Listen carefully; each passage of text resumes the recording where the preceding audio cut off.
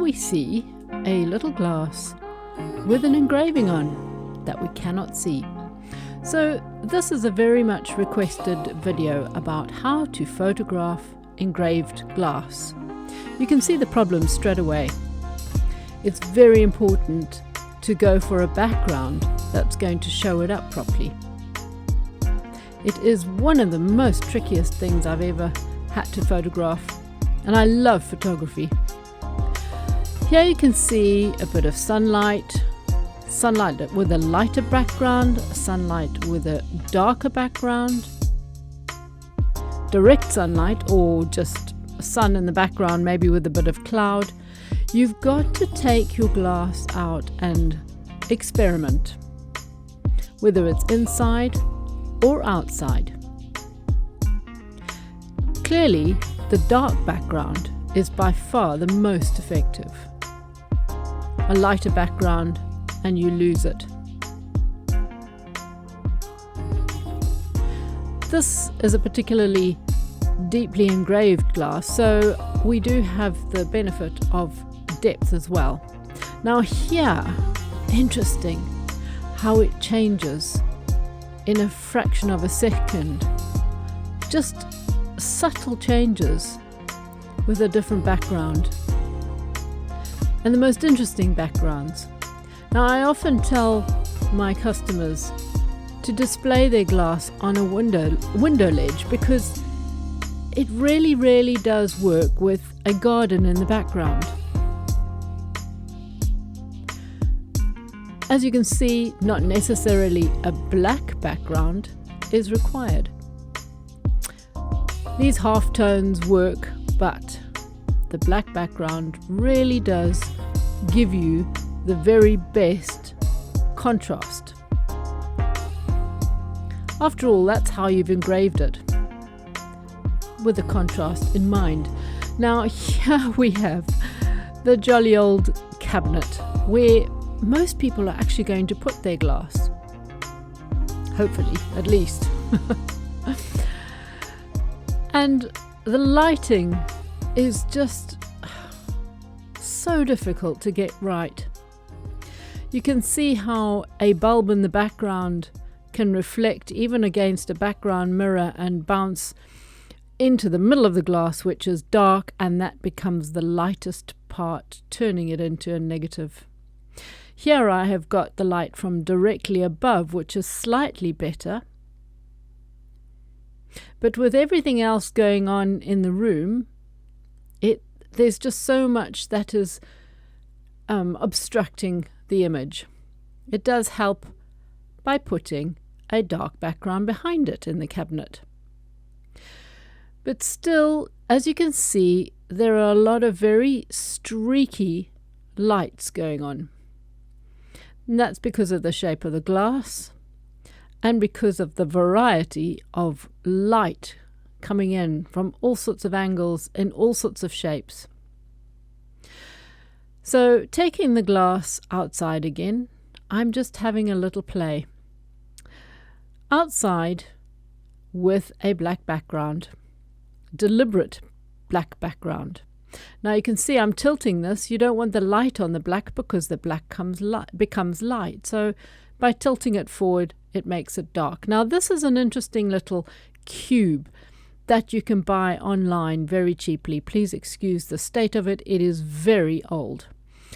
I don't often use it, in fact, but it's useful. Anything like this, whether you paint a box or buy a cube, obviously, though, in this case, the cube is meant for engraving solid, colored objects. But we're going to play with it just because I know that it is cheaply bought online if you don't fancy painting a little box. So now putting the glass in there, obviously, is not going to work. We have the same problem because they just all seem to come in white. Even by elevating it up towards the light, is still not going to work. It may be slightly better, but that is not going to work with that background.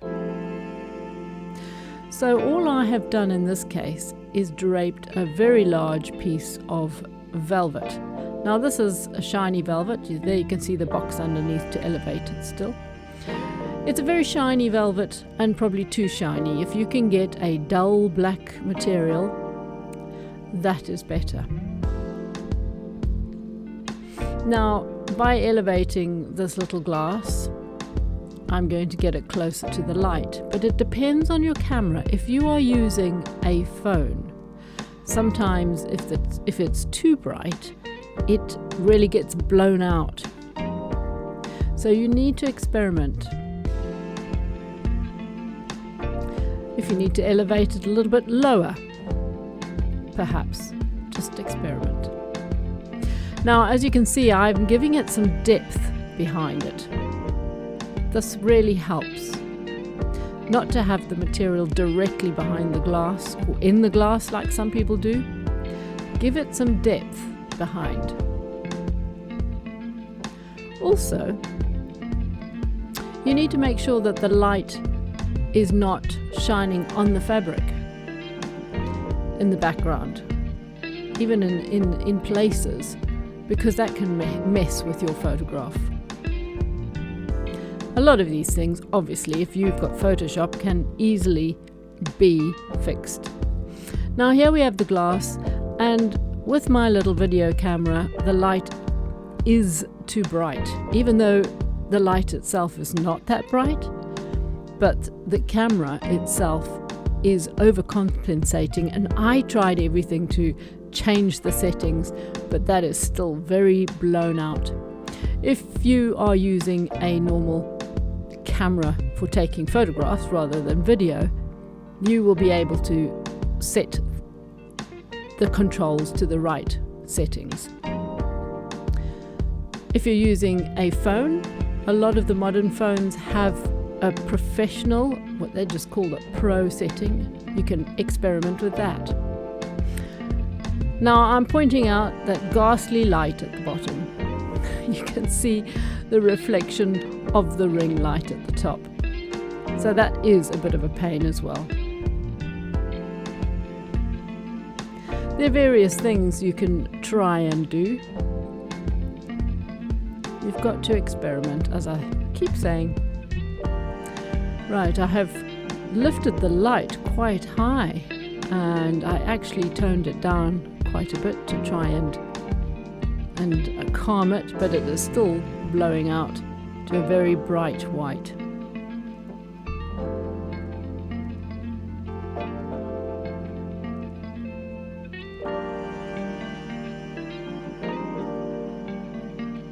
So here I've decided to try and experiment and just hover this over the top so that the light only comes over the front of the glass.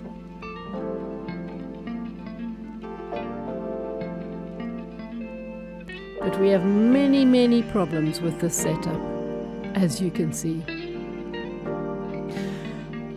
Now, reflections on the front of the glass can be eliminated quite simply by putting your camera or your phone on a tripod and then holding up a very large piece of black material so that the phone just peeps either over the top of it, or you can cut a hole in the middle and let it peep through that hole. If the camera lens is through the hole and the rest of the front just black, you should eliminate the reflections. Now here I'm trying a very simple version, sometimes it works, is just holding up a card somewhere in the vicinity of those reflections, but clearly I'm just not getting it. Sometimes I'm waving at the glass to see where my hand is reflecting, and that usually helps to detect where the light is coming from, but I just can't get rid of it. This is a piece of black velvet with a sticky back that I just happened to have in the cupboard, and I just grabbed it quickly. It's not working. So one thing we can do, in fact, is turn the box, or make sure that your setup is not facing the light.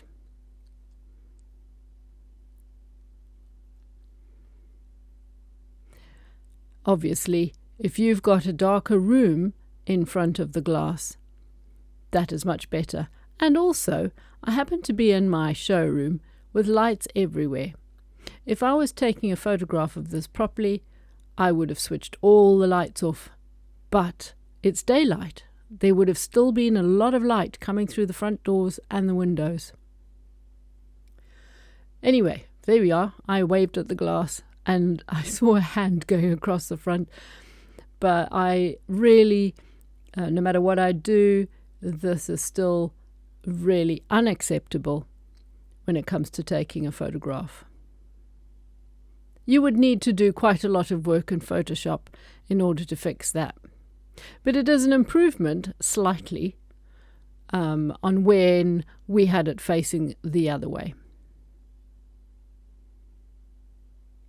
You have to excuse the funny film because I'm trying to do this while holding my little video camera in one hand.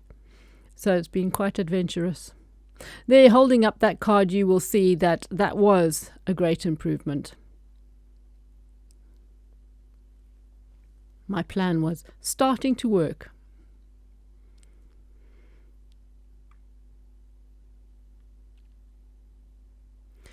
I have to make sure that the back material is far back and that the light is not shining on it, as I mentioned before.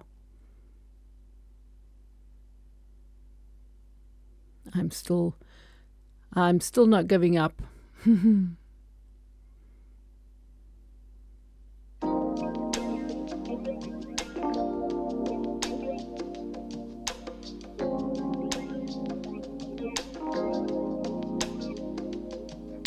I had some customers coming in and they were a little bit bemused at my behavior. They didn't have a clue what I was doing, and I had to explain. Anyway, so moving on, let's go outside. Now, natural light is my favorite, and unfortunately I don't have a windowsill in my showroom. And with customers around, I couldn't put a table in front of the door because that's what I would have done otherwise. Anyway, here I've brought this funny little cube outside. Now, it is still not very successful. As you can see, the light is just pouring in all over the shiny fabric, and that's just not working. Now, interestingly, one of the reflections we have is the base of the glass. Just have a note of that. Take a note of that now. There is it's almost like a big pool of water at the bottom.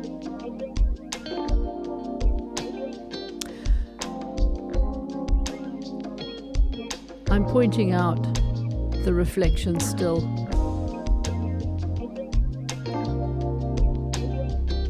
Really quite bad. So taking it out within this cube didn't work. Now I have got another plan, and this always works for me better. Throw away the cube, and you'll see now I've got my jolly big camera ready. This is a Canon 5D Mark III, lovely old camera, and I've set it on f-stop 8, so I have a sort of an average depth of field. ISO speed 800. You can go quite high if you need to, but I'm going to be keeping it quite still, and you can see all the other settings there. Pretty basic, really. So here I'm pointing out the pool of light in the bottom of the glass, which is really irritating me.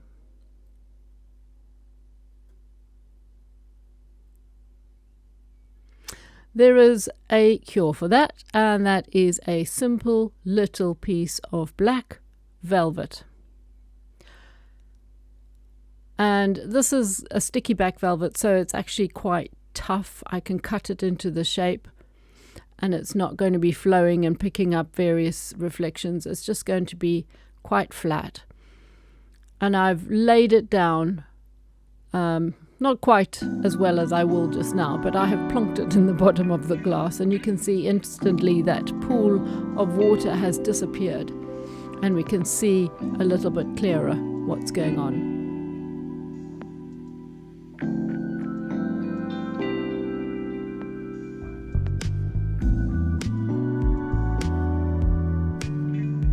There's so much that you can experiment with. As I say, you've got to play around, move your glass around into the various areas of your house, outside. I can remember in the old days I did used to take photographs of my glass with plants in the background and put them into little positions as though they are out in the countryside. And I know that I have seen engravers do that still. So here, of course, once again, I'm just pointing out the positioning of that little piece of velvet. I have laid it out slightly neater now.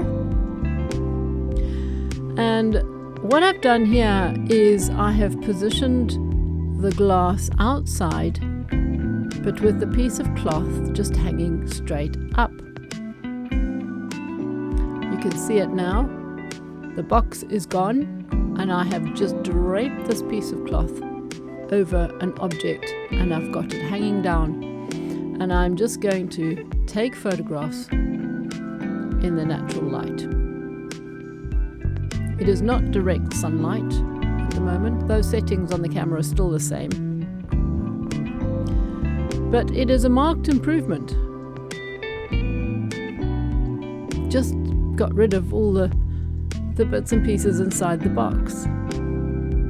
For some reason it was picking up the light on the side of the fabric, and here I have created a little vacuum of fabric, and it's proving to be quite useful.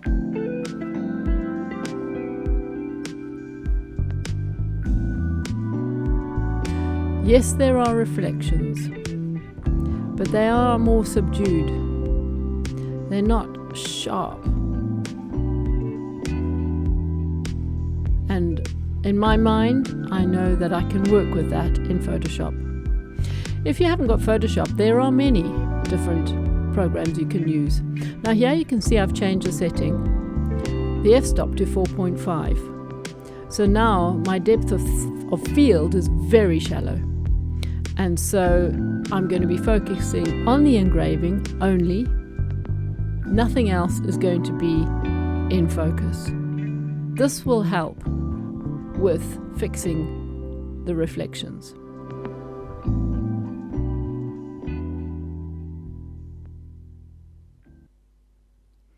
You can see here the stem of the glass is quite blurred. The fabric on the side is prominent, but I can instantly get rid of that in Photoshop.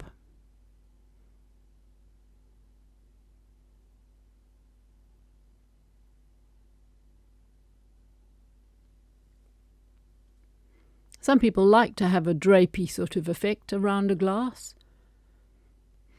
Actually, even on your phone, you will find that there are various programs you can download that are very useful. In fact, even Photoshop have an app for a phone, which is amazing for that tiny little item, and it fixes photographs very well.